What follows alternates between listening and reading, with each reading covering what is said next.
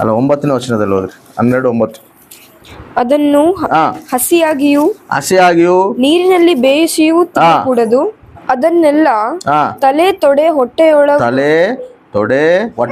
ಒಳಗಣವುಗಳು ಸಹಿತವಾಗಿ ಬೆಂಕಿಯಲ್ಲಿ ಸುಟ್ಟೇ ತಿನ್ನಬೇಕು. ಏನೇನು ತಲೆ? ಯಾರ ತಲೆ? ಪಸ್ಕಾ ಬಲಿಪಶುವ ಕುರಿ. ಪಸ್ಕಾ ಬಲಿಪಶು ಕುರಿ ಅಂದ್ರೆ ಯಾರು? ಕ್ರಿಸ್ತು. ಇಲ್ಲಿ ತಲೆ ತಿನ್ನೋಣ ಅಂತ ಹೇಳ್ತಾನ. ಹೆಂಗೆ ತಿಳ್ಬೇಕು ಕ್ರಿಸ್ತನ ತಲೆ? ನಾವು ಹೆಂಗಂದ್ರೆ ಕ್ರಿಸ್ತನ ಆಲೋಚನೆಗಳು ಹೆಂಗಿರ್ತಾವ ಹಂಗ ನಾವು ಆಲೋಚನೆ ಮಾಡುವಂತರಾಗಿರ್ಬೇಕು. ಆಮೇನ್, ಹಲ್ಲೆಲೂಯ. ದೇವ್ರು ಹೆಂಗ ಆಲೋಚನೆ ಮಾಡ್ತಾನ? ದೇವ್ರ ಆಲೋಚನೆ ವಿಧಾನಗಳು ಹೆಂಗದವ? ನನ್ನ ಆಲೋಚನೆ ವಿಧಾನಗಳು ಹೆಂಗದವ? ನಾನು ಆಲೋಚನೆ ಮಾಡ್ತಿರೋವು ಕ್ರಿಸ್ತನ ಆಲೋಚನೆಗೆ ಹೋಲಿಕೆ ಆಗತ್ತ. ಅದು ನಾವು ಗಮನಿಸ್ಬೇಕು. ದೇವ್ರು ಹೆಂಗೆ ಆಲೋಚನೆ ಮಾಡ್ತಾನ, ದೇವ್ರು ಯಾವ ರೀತಿಯಾಗಿ ಆಲೋಚನೆ ಮಾಡ್ತಾನ ಅನ್ನೋದನ್ನ ನಾವು ತಿಳ್ಕೊಬೇಕು. ದೇವ್ರು ಯಾವಾಗಲೂ ತಂದೆನ ಮಹಿಮೆ ಪಡಿಸೋಕೆ, ತಂದೆ ಚಿತ್ತ ನೆರವೇರ್ಸೋಕ್ಕೆ ಆತನ ಆಲೋಚನೆ ಯಾವಾಗಲೂ, ಹೌದಾ ಇಲ್ಲ? ಮತ್ತು ನಾವು ಕೂಡ ತಂದೆಯನ್ನು ಯಾವಾಗ ನಾವು ಸಂತೋಷ ಪಡಿಸ್ತೀವಿ ಹೇಳು? ಕ್ರಿಸ್ತನ ಆಲೋಚನೆಗಳು ನಮ್ಮಲ್ಲಿದ್ದಾಗ ನಾವು ತಂದೆನ ಸಂತೋಷ ಪಡಿಸ್ತೀವಿ. ನಾವು ಯಾವಾಗಲೂ ಅದನ್ನ ನಾವು ಕೇಳ್ತಿರ್ಬೇಕು. ದೇವಾ, ನಾನು ಸಂತೋಷ ಪಡಿಸ್ಬೇಕು, ನನ್ನಿಂದ ನೀನು ಆನಂದ ಪಡಬೇಕು, ನನ್ನಿಂದ ನೀನು ಮಹಿಮೆ ಹೊಂದಬೇಕು, ನನ್ನಿಂದ ನೀನು ಘನತೆ ಹೊಂದಬೇಕು. ಯಾವಾಗ ಹೊಂದುತ್ತಾನ? ಆತನ ಆಲೋಚನೆ ಪ್ರಕಾರ ನಾವು ನಡೆದಾಗ, ಆತನ ವಾಕ್ಯಾನುಸಾರವಾಗಿ ನಾವು ಜೀವಿಸಿದಾಗ. ಆತನ ಆಲೋಚನೆಗಳು ನಮ್ಮಲ್ಲಿ ಇಲ್ಲ ಅಂದರೆ ನಾವು ಹೆಂಗೆ ದೇವ್ರ ಚಿತ್ತ ನೆರವೇರ್ಸಕ್ಕೆ? ದೇವ್ರ ಆಲೋಚನೆ ಹೆಂಗೆ ತಿಳ್ಕೊಂತೀನಿ? ದೇವ್ರ ಆಲೋಚನೆ ತಿಳ್ಕೊಬೇಕಂದ್ರೆ ಹೆಂಗ? ದೇವ್ರ ವಾಕ್ಯ ನೀನು ಎಷ್ಟು ಧ್ಯಾನ ಮಾಡ್ತೀವಿ, ದೇವ್ರ ಆಲೋಚನೆ ನೀನು ತಿಳಿಯಪಡಿಸ್ತಾನ. ಈ ಮಾತುಗಳೆಲ್ಲ ಪರಿಶುದ್ಧಾತ್ಮನೆಲ್ಲ ಬರೆಸಿರೋದು. ದೇವರು ಮನಸ್ಸು ಎಂಥದ್ದು, ದೇವ್ರ ಗುಣ ಎಂಥದ್ದು, ದೇವ್ರ ಆಲೋಚನೆಗಳು ಎಂಥದ್ದು ಅನ್ನೋದು ಬೈಬಲಾಗ ಸ್ಪಷ್ಟವಾಗಿ ದೇವ್ರು ಬರೆಸ್ಯಾನ. ಬೈಬಲ್ ಇಲ್ಲಾಂದ್ರೆ ದೇವರು ಮನಸ್ಸು ಎಂಥದ್ದು ನಮ್ಗೆ ಗೊತ್ತಾಗ್ತಿದ್ದಿಲ್ಲ, ದೇವ್ರ ಆಲೋಚನೆ ಎಂಥದ್ದು ನಮ್ಗೆ ಗೊತ್ತಾಗ್ತಿದ್ದಿಲ್ಲ, ಆತನ ಗುಣ ಎಂಥದ್ದು ನಮ್ಗೆ ಗೊತ್ತಾಗ್ತಿದ್ದಿಲ್ಲ. ಅದೆಲ್ಲ ಎಲ್ಲಿ ತಿಳಿಯಪಡಿಸ್ತಾನ? ವಾಕ್ಯ ರೂಪದಲ್ಲಿ ನಮಗೆ ತಿಳಿಯಪಡಿಸ್ತಾನ. ನನ್ನ ಗುಣ ಇಂಥದ್ದು ನೋಡಪ್ಪ, ನನ್ನ ಆಲೋಚನೆ ಇಂಥದ್ದು ನೋಡಪ್ಪ, ನನ್ನ ಉದ್ದೇಶಗಳು ಇಂಥದ್ದು ನೋಡಪ್ಪ ಅಂತೇಳಿ ದೇವ್ರು ಸ್ಪಷ್ಟವಾಗಿ ಬರೆಸಿಟ್ಟನ. ಮತ್ತು ಆತನ ಆಲೋಚನೆಗಳು ನಾವು ತಿಳ್ಕೊಬೇಕು. ಆತನ ಆಲೋಚನೆ ಪ್ರಕಾರ ನಾವು ನಡಿಬೇಕಂದ್ರೆ ವಾಕ್ಯನ ನಾವು ಧ್ಯಾನ ಮಾಡುವಂತರಾಗಿರ್ಬೇಕು. ವಾಕ್ಯನ ಧ್ಯಾನ ಮಾಡಿದ್ರೆ ಆತನ ಆಲೋಚನೆ ನಮ್ಗೆ ಗೊತ್ತಾದವ. ದೇವ್ರ ಆಲೋಚನೆಗಳು ಹೆಂಗಿರ್ತಾವ ನೋಡ್ರಿ. ಯೆಶಾಯ ಗ್ರಂಥವು 55ನೇ ಅಧ್ಯಾಯ 8ನೇ ವಚನ, 8-9. ನನ್ನ ಆಲೋಚನೆಗಳು ನಿಮ್ಮ ಆಲೋಚನೆಗಳಲ್ಲ, ನಿಮ್ಮ ಮಾರ್ಗಗಳು ನನ್ನ ಮಾರ್ಗಗಳಲ್ಲ.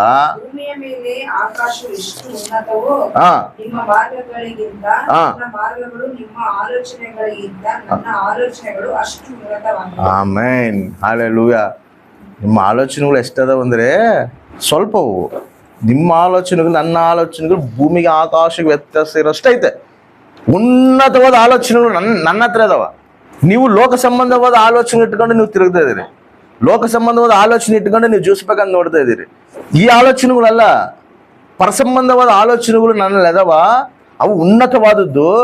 ಅದು ನಿಮ್ಮ ಆಲೋಚನೆಗೆ ನನ್ನ ಆಲೋಚನೆಗೆ ಆಕಾಶಕ್ಕೆ ಭೂಮಿಗೆ ಅಷ್ಟು ವ್ಯತ್ಯಾಸ ಐತೆ ಅಂತ ಹೇಳ್ತಾ. ಅದಕ್ಕೆ ಪೌಲ ಏನಂತ ಹೇಳ್ತಾನೆ ಗೊತ್ತಾ? ನೀವು ಕ್ರಿಸ್ತನ ಹೆಂಗೆ ಎದ್ದಲ್ಲ ನಂಗೆ, ನೀವು ಕ್ರಿಸ್ತನ ಜೊತೆಗೆ ನೀವು ಎದ್ದಿದ್ರೆಗಿನ ನೀವು ಭೂ ಸಂಬಂಧ ವಿಷಯಗಳನ್ನ ನೀವು ಹುಡುಕೋದಿಲ್ಲ, ಪರಸಂಬಂಧವಾದ ವಿಷಯಗಳನ್ನ ಹುಡುಕ್ತಿರಂತ. ಆಮೇನ್. ದೇವ್ರ ಆಲೋಚನೆಗಳು ಯಾವಾಗಲೂ ಪರಸಂಬಂಧವಾಗಿರ್ತಾವ, ಲೋಕ ಸಂಬಂಧವಾಗಿರೋದಿಲ್ಲ. ಭೂ ಸಂಬಂಧವಾದ ವಿಷಯಗಳ ಬಗ್ಗೆ ಆಲೋಚನೆ ಮಾಡೋನು ತಂದೆ ಚಿತ್ತ ನೆರವೇರಿಸೋದಿಲ್ಲ, ತಂದೆ ಉದ್ದೇಶ ನೆರವೇರಿಸೋದಿಲ್ಲ. ನಮ್ಮ ಆಲೋಚನೆಗಳು ಹೆಂಗದ ಒಂದ್ಸರಿ ಗಮನಿಸಬೇಕು. ಯಾವ್ದಕ್ಕಾಗಿ ನಾವು ಹೋರಾಡ್ತಿದ್ವಿ, ಯಾವ್ದಕ್ಕಾಗಿ ನಾವು ಪ್ರಯಾಸ ಪಡ್ತಿದ್ವಿ, ಯಾವ್ದಕ್ಕಾಗಿ ನಾವು ಜೀವಿಸ್ತಾ ಇದೀವಿ. ಈ ಲೋಕದಲ್ಲಿ ಏನೋ ಮಾಡ್ಬೇಕು, ಈ ಲೋಕದಲ್ಲಿ ಏನೋ ಕಟ್ಕೋಬೇಕು, ಈ ಲೋಕದಲ್ಲಿ ಏನೋ ಸಂಪಾದಿಸ್ಕೋಬೇಕು, ಅದೆಲ್ಲ ಪರಸಂಬಂಧವಾದ ಆಲೋಚನೆಗಳು ನಮ್ಮಲ್ಲಿ ಇದ್ದಾಗನೇ ನಾವು ತಂದೆ ಚಿತ್ತ ನೆರವೇರಿಸ್ತೀವಿ. ಅದಕ್ಕೇನಾದ್ರು ಫಸ್ಟ್ ನೀತಿಗಾಗಿ ನೀನು ತೌಕಪಡೆಯ ಸಮಸ್ತನ ನೀನು ಕೊಡ್ತೀನಿ.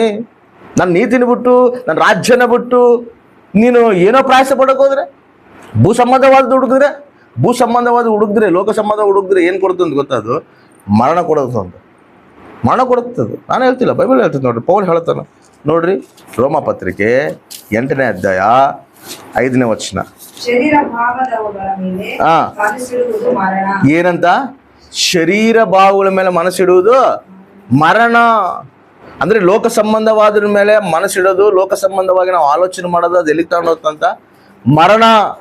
ಲೋಕ ಸಂಬಂಧವಾದ ಆಲೋಚನೆಗಳು ಯಾವಾಗಲೂ ಮರಣದ ಕಡೆ ತಗೊಂಡೋಗ್ತದೋ. ನಾವೇನೋ ಮಾಡಬೇಕು, ನಾವೇನೋ ಪ್ರಯಾಸ ಪಡಬೇಕು, ನಾವೇನೋ ಕಟ್ಕೋಬೇಕು, ನಾವೇನೋ ನಡಿಬೇಕು ಅಂತೇಳಿ ಇಲ್ಲಿ ಏನೋ ನಾವು ಘನತೆಯನ್ನು ಹುಡ್ಕಂತ ನಾವು ಹೋಗಿ ಅಂದ್ರೆ ಅದು ಎಲ್ಲಿಗೆ ತಗೊಂಡೋಗ್ತಂತ? ಮರಣ. ಅದೇ ಆತ್ಮ ಸಂಬಂಧವಾದದ್ದು ಹೆಂಗಿರ್ತಂತ?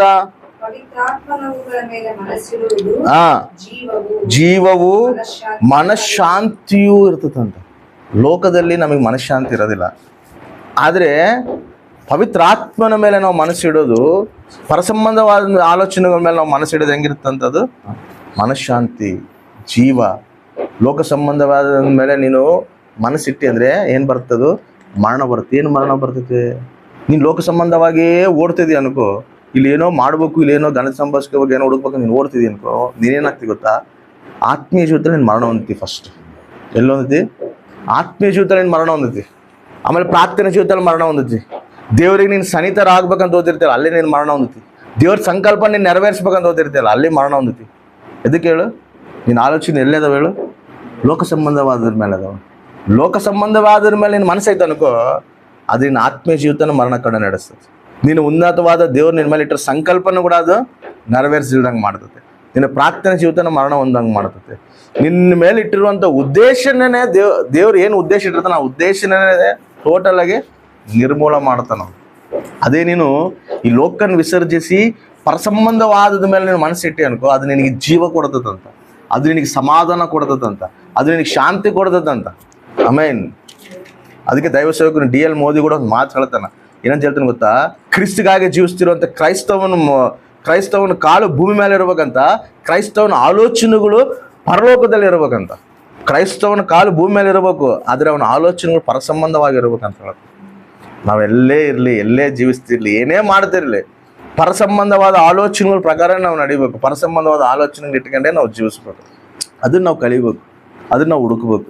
ಯಾವುದು ಉತ್ತಮವಾದದ್ದು, ಯಾವುದು ಯೋಗ್ಯವಾದದ್ದು. ಎಲಿಷಾ ಏನು ಕೇಳ್ತಾನ ಏಲಿಯಾಗೆ? ನಿನಗೇನು ಬೇಕಪ್ಪ, ಏನು ಬೇಕು ಕೇಳ, ನಾನು ಕೊಡ್ತೀನಿ ಅಂತ ಹೇಳ್ತಾನೆ. ಆದ್ರೆ ಏನು ಕೇಳ್ತಾನೆ ಹೇಳಿ ಎಲಿಷಾ? 2ರಷ್ಟು ಅಭಿಷೇಕ ಕೊಡು ನನಗೆ. ಆಮೇನ್. ಈ ಲೋಕದಲ್ಲಿ ಬೇಡ ನನಗೆ, ಈ ಲೋಕ ಗಣಿತ ನನಗೆ ಬೇಡ, ನಿನ್ನ ಮೇಲಿರೋ 2ರಷ್ಟು ಅಭಿಷೇಕ ನನಗೆ ಕೊಡು. ನಾನು ಇನ್ನೂ ನಿನಗಿನ್ನ ದೊಡ್ಡ ಸೇವೆ ಮಾಡಬೇಕು ನಾನು. ಆಮೇನ್. ನಾನು ಇನ್ನೂ ದೇವ್ರ ಮಹಿಮೆ ಪಡಿಸ್ಬೇಕು, ದೇವ್ರ ಚಿತ್ತ ನೆರವೇರಿಸ್ಬೇಕು ನಾನು. ಯಾವ ಆಲೋಚನೆ ಇದು? ಪರಸಂಬಂಧವಾದ ಆಲೋಚನೆಗಳು ಇವು, ಲೋಕ ಸಂಬಂಧವಾದ ಆಲೋಚನೆಗಳಲ್ಲ ಇದು. ಹೌದೇ ಇಲ್ಲ? ಪರಸಂಬಂಧವಾದ ಆಲೋಚನೆಗಳು ಕೇಳ್ತಾನತ. ನಮ್ಮ ಆಲೋಚನೆಗಳು ಹೆಂಗದವ? ಯೇಸುಸ್ವಾಮಿ ಅಂತಲ್ಲಿ ಕುತ್ಕೊಂಡು ವಾಕ್ಯ ಸಾರ್ತಿರುವಾಗ ಒಬ್ಬ ತಾಯಿ 2 ಮಕ್ಕಳು ಕರ್ಕೊಂಬರ್ತಾಳ. ಕರ್ಕೊಂಬಂದು ನಿಂದಿರಿಸಿ ಕೇಳ್ತಾಳ. ಏನು ಕೇಳ್ತಾಳ? ಇವನ್ನ ಡಾಕ್ಟ್ರು, ಇವನ್ನ ಇಂಜಿನಿಯರ್ ಮಾಡಂತ ಕೇಳಿಲ್ಲ, ಇವನ್ನ IAS ಆಫೀಸರು, ಇಲ್ಲಾಂದ್ರೆ ಇವ್ನು PMO CM ಮಾಡಂತ ಕೇಳಿಲ್ಲ. ಏನಂತ ಕೇಳ್ತಾಳೆ ಗೊತ್ತಾ? ಪರಲೋಕದಲ್ಲಿ ನೀನು ರಾಜ್ಯದ ಸಿಂಹಾಸನ ಪಕ್ಕಕ್ಕೆ ಒಬ್ಬನು ಬಡಗಡೆಯಲ್ಲಿ, ಒಬ್ಬನು ಎಡಗಡೆಯಲ್ಲಿ ಇರ್ಬೇಕು. ಆಕಿನ ಆಲೋಚನೆ ಎಲ್ಲದ ನೋಡು. ಈ ಲೋಕ ಸಂಬಂಧವಾದ ಕೇಳಲ್ಲ, ಆಕಿ ಪರ ಸಂಬಂಧವಾದ ಕೇಳ್ದಾಳ. ಪರಲೋಕದಲ್ಲಿ ಸಿಂಹಾಸನ ಪಕ್ಕಕ್ಕೆ ಬಲಗಡೆಯಲ್ಲಿ ಎಡಗಡೆ ನನ್ನ ಮಕ್ಳು ಇರ್ಬೇಕು ಅಂತ ಕೇಳ್ತಾಳೆ. ಮತ್ತು ನಾವೇನು ಕೇಳ್ತಿದ್ದೀವಿ? ಯಾವುದಕ್ಕಾಗಿ ನಾವು ಓಡ್ತಿದ್ದೀವಿ? ಯಾವುದಕ್ಕಾಗಿ ಬೆಳೆಸ್ತಿದ್ದೀವಿ? ಯಾವುದಕ್ಕಾಗಿ ನಾವು ಆಸೆ ಪಡ್ತಾ ಇದ್ದೀವಿ? ಏನು ಗಣಿತ ಸಂಪಾದಿಸ್ಕೋಬೇಕಂತೇಳಿ ನಾವು ಯಾವ್ದ್ರ ಮೇಲೆ ಐತೆ ಆಲೋಚನೆಗಳು? ನಮಗೆ ಭೂ ಸಂಬಂಧವಾದ ಮೇಲೆ ನಮಗೆ ಆಲೋಚನೆ ಐತೆ ಅನ್ಕೋ, ಲೋಕ ಸಂಬಂಧವಾದ ಮೇಲೆ ಆಲೋಚನೆ ಐತೆ ಅನ್ಕೋ, ಅದು ಎಲ್ಲಿಗೆ ತಗೊಂಡಂಥದ್ದು? ಮರಣಕ್ಕೆ ತಗೊಂಡೋದಂಥದ್ದು. ಪರಸಂಬಂಧವಾದ ಆಲೋಚನೆಗಳು ಎಲ್ಲಿಗೆ ತಗೊಂಡೋದಂಥದ್ದು? ಜೀವಕ್ಕೆ ತಗೊಂಡೋದತೆ. ಅದು ಶಾಂತಿ, ಮನಃಶಾಂತಿ, ನೆಮ್ಮದಿ ಇರ್ತದಂತ. ಆಮೇಲೆ ನನ್ನ ಮಕ್ಕಳು ನಿನ್ನ ಚಿತ್ತ ನೆರವೇರಿಸುವಂಥ ಮಕ್ಕಳಾಗಿರ್ಬೇಕು ಅಂತ ಕೇಳೋದು. ನನ್ನ ಮಕ್ಕಳು ಆತ್ಮ ಸಂಬಂಧವಾದ ಮಕ್ಕಳಾಗಿರ್ಬೇಕು, ಆತ್ಮ ಸಂಬಂಧವಾಗಿ ಜೀವಿಸುವಂಥ ಮಕ್ಕಳಾಗಿರ್ಬೇಕು ಅಂತ ಕೇಳೋದು.